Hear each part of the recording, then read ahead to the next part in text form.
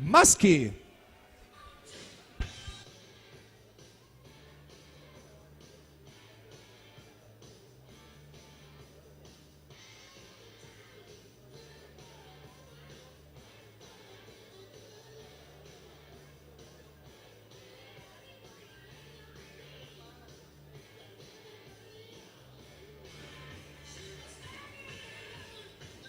Intanto ricordo, al termine della finale che sta ora per partire, andremo in zona podio a consegnare tutte le medaglie dei 50 stile libero, quindi per cortesia tutte le atlete e gli atleti che devono essere premiati nello stile in zona premiazione.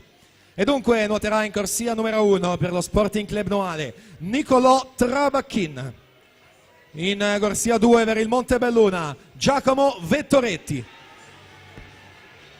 in corsia 3 per il 2001 team Alessandro Bonvicini, corsia 4 per il Nord-Est H2O Stefano Vacilotto, corsia 5 Mauro Ferro Sporting Club Noale, in corsia 6 Marco Lorenzon Nord-Est H2O,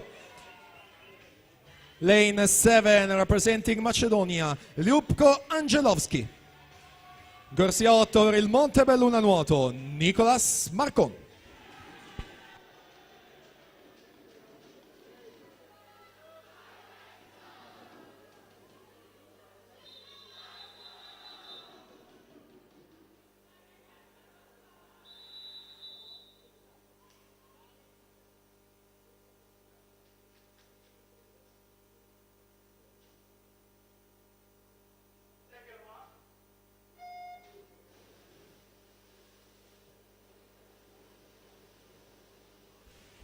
Stefano Vacilotto in corsia 4, 23 e 32 ha nuotato questa mattina, ha ottenuto il miglior tempo, siamo già nella vasca di ritorno agli ultimi 10 metri ormai di questa velocissima finale dei 50 stile libero assoluti al maschile. Se la giudica in terza corsia Alessandro Bonvicini, 23 e 29, a un solo centesimo la seconda piazza di Stefano Vacilotto, 23 e 30, e poi Mauro Ferro 23 e 48.